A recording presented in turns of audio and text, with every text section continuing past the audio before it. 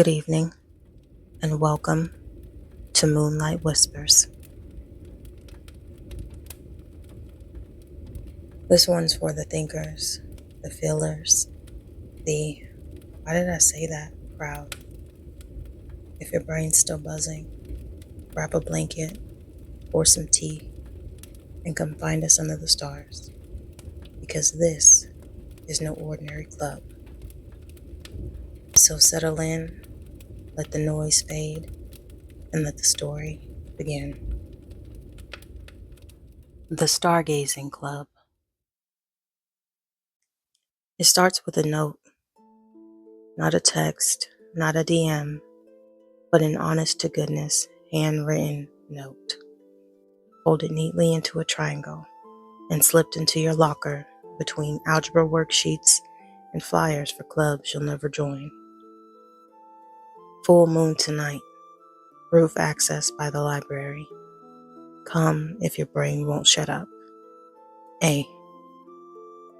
You almost laugh because, well, your brain never shuts up. So maybe it's for you, or maybe it's a prank. But by the time the sun has set and the janitor's keys are the only sound left in the corridor, you find yourself climbing the stairs above the library. Your heart does that awkward flip thing, like it can't decide if it's scared or just curious. And when you reach the rooftop, you find him leaning against the railing like he's got all the time in the world. Loose hoodie, sleepy smile, a thermos in one hand, flashlight in the other. He glances at you, then nods. "Welcome," he says simply. "You made it." His name is Io, senior. Nobody really knows what he's about. Not the loud type, not the mysterious type, just calm, which, to you, feels like a miracle, especially considering he's the only one out here. "This is the stargazing club for overthinkers," he says. "No dues, no applications, just sky and a space to think, or not." "Okay, are you the only member or something?" you ask. Io chuckles, the sound soft, like it belongs in the night air. "Some nights it's just me. Other nights the stars bring company. Tonight, it brought you." He says it like it's no big deal, like showing up on a rooftop under a full moon is the most natural thing in the world. Against your better judgment, well, some of it, you sit. The blanket is still warm from the day's sun. Beneath your feet, life pulses on. But up here, for a moment, this place feels untouched by time.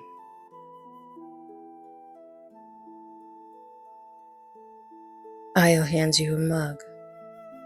"What's this?" you ask, skeptical of the contents. "I make moon tea," he says. "Caffeine-free, thought-friendly." You lift an eyebrow, still not convinced about this so-called moon tea. But curiosity wins. You cave and take the mug. Its scent warm, spiced, and just sweet enough.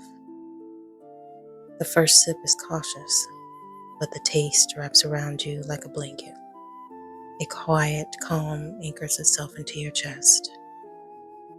You don't speak, but your mind is already drifting, picking apart the silence, the stars, the stillness of someone who doesn't need to fill the air. And for once, your thoughts aren't racing to be heard. They're just listening. He doesn't ask you to talk. No prompting, no well-meaning questions. Just that quiet presence beside you. Like he's made peace with silence in a way you've never learned to. But eventually, you talk anyway. Not because you have to, but because suddenly there's space for it. Real space. The kind that doesn't press you for answers. The kind that feels like a breath held too long, finally let go. You talk about the noise in your head, the way your thoughts double back on themselves, how you carry every unfinished sentence and awkward moment like loose change in your pocket. Always jingling, always there. You talk about how your mind won't let things go, how you replay conversations like broken records, wishing you could edit them, redub them, or just shut them off. And the silence of the night, it's beautiful, yes, but sometimes it's the loudest thing you know. He doesn't interrupt, not once. He just sits with it, with you, not fixing, not solving, just listening, really listening. Like your words aren't clutter or weight, but something worth unfolding slowly. And when you finally stop, when the words run dry, and all that's left is your breath fogging the rim of your mug, he leans back, stretches out his legs, looks up at the sky like it's answering a question you didn't know you asked. Then he says, soft and steady, "Yeah, brains are loud. That's why I come up here. The sky never asked me to explain myself." You don't reply right away. There's nothing to add, really, because somehow, without needing to, you get it. The way the sky lets you exist without performance, without correction, just as you are. You both sit in silence again, this time with a little more understanding between you. The stars above, scattered like unsent thoughts, feel closer now, more personal, as if they've been listening the whole time. And so the night comes to an end. You don't ask if there'll be another meeting. You just know. You don't remember exactly when it started, when the rooftop became more than just a one-night refuge. But it did. Io shows up again, and so do you. Then, little by little, others begin to arrive. By the second meeting, there's a girl in glasses who brings a tiny telescope. She doesn't say much, just sets it up carefully in the corner, adjusting the tripod with practiced hands. When she looks through it, her whole body stills, like she's somewhere else entirely. Later, she lets you look too. You don't even ask. She just steps aside and nods, like the stars are meant to be shared. There's a boy with a sketch pad who sits cross-legged near the railing. He doesn't watch the sky the way most people do. He watches shapes, lines between stars, ideas between silences. And somehow, when he sketches them, the constellations look like people. Dreamers, travelers, once forgotten stories written in graphite and ink. Someone else hums lullabies into the wind, barely louder than the crickets. You never catch their name, but the sound lingers long after they leave, like something soft stitched into the night. No one speaks unless they want to, and no one minds the silence. Sometimes the entire hour passes without a single word, just stars overhead and the sound of quiet thoughts unwinding. Other nights, someone shares something small, a poem they've been afraid to read, a thought that's been living in their chest for too long. or a worry offered up gently like a leaf tossed into the wind. There are no roles here, no presidents, no secretaries, no clipboard signups or icebreakers, just overthinkers and stars. Io brings tea every time, and extra blankets folded and laid out like small invitations. And this quiet knowing that whatever you're carrying, it can sit with you for a while, and it won't be a burden. Not here. One night, the moon is impossibly bright. Too bright, almost. The kind of brightness that doesn't hide anything. Not the uneven edges of your thoughts.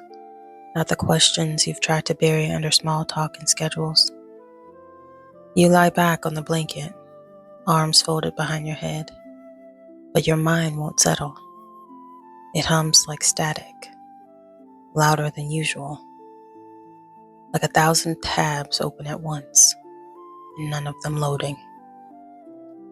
This time, you're not sure you can speak, not without unraveling, not without it all spilling out in ways that might feel messy or too much. Io doesn't say anything at first. He just shifts beside you, calm as ever, then nudges a thermos toward your hand. No rush, no expectation. You're safe here, he says. Simple, but it lands like a lifeline.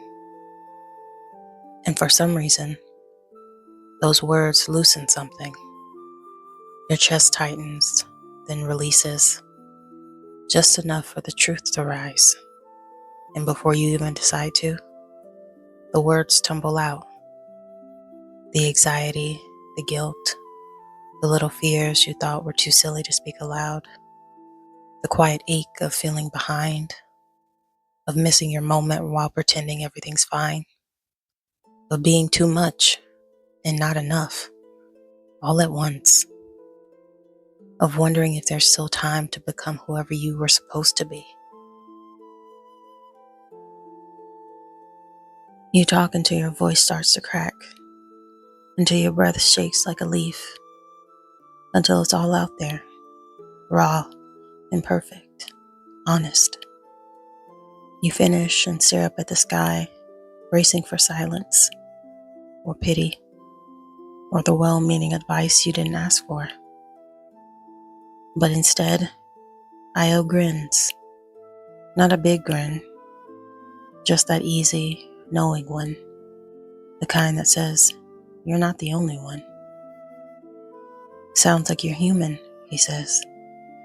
And this roof, it's got room for that. You let out a soft laugh, part relief, part disbelief, that a rooftop under a full moon could feel more like home than any room you've been in all week. There's no ceremony, no deep conversation after, just a shared quiet, and somehow, that's enough. You stay a little longer than you planned, long enough for your tea to go lukewarm, long enough for the sky to shift shades of navy and silver. When you finally leave, there's no goodbye, just a glance, a nod, like the story isn't over yet. The club never goes official. There's no Instagram page, no announcements, no meeting reminders or group chats, just whispers and instinct. A quiet ripple through the halls, a scribbled note tucked into a locker, a friend of a friend who says, I think this might be your kind of place. People find their way here like the moon pulls the tides, gently, inevitably, like their heart knew the way before their feet did. And Io, he never asks why you came, never pries or pushes. He just scoots over, pours you a cup, and hands you a glow-in-the-dark sticker. You blink, caught off guard. It's small, shaped like a star, with edges just slightly worn from being in his pocket. You look at him, eyebrows raised. It's a star, he says, like it's the most obvious thing in the world. Stick it somewhere when you forget to look up. And you do. On your mirror, your notebook, right above your light switch. A tiny glowing reminder in all the places when your mind tends to spiral the most. And somehow, it works. Somehow, it makes you pause and breathe and remember the rooftop, the stillness, the stars, and the way it felt to be held by something you didn't have to explain. Graduation comes. The air smells like change, warm pavement, scattered blossoms, and endings that feel both too soon and just in time. You show up to the last rooftop meeting with a slice of cake wrapped in foil and a question that's been sitting on your tongue for weeks. Io is already there, as always, tea in hand, hoodie on, eyes soft from stargazing. You sit beside him one last time, the silence comfortably familiar. What happens to the club now? You ask, your voice barely above the hum of the night.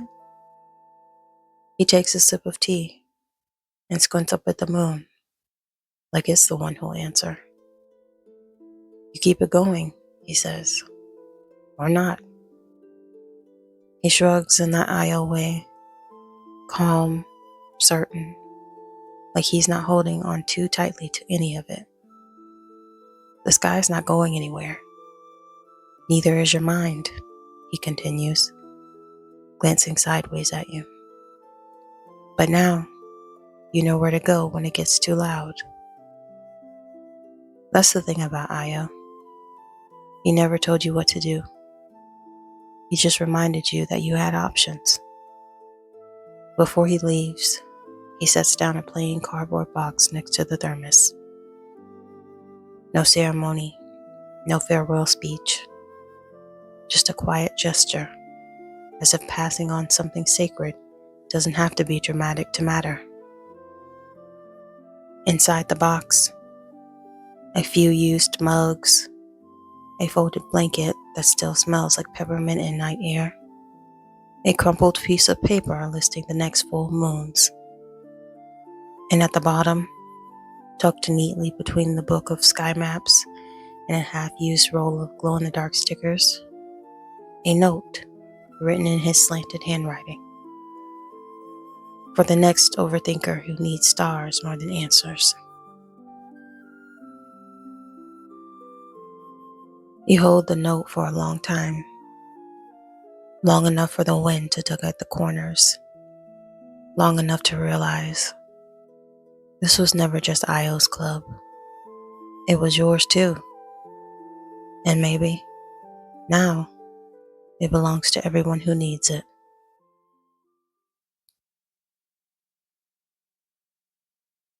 And so, the club remains, not in flyers, not in announcements, but in moonlight, and quiet, and people like you, who feel a little too much and carry it with grace.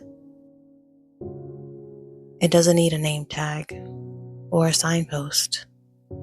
It exists in glances, in steam rising from mismatched mugs, and in the hush that only the stars seem to understand. Whenever it's a full moon, you know where to go, because somewhere, on a rooftop warmed by memory, there's a blanket and a cup of tea waiting just for you. Thank you for joining me here under the moonlight. If your eyes are still open, I hope your heart feels a little quieter. And if you're already dreaming, May your rest be soft and your spirit be at ease. Until the next whisper, subscribe, and I'll be waiting for you beneath the moonlight. Sweet dreams.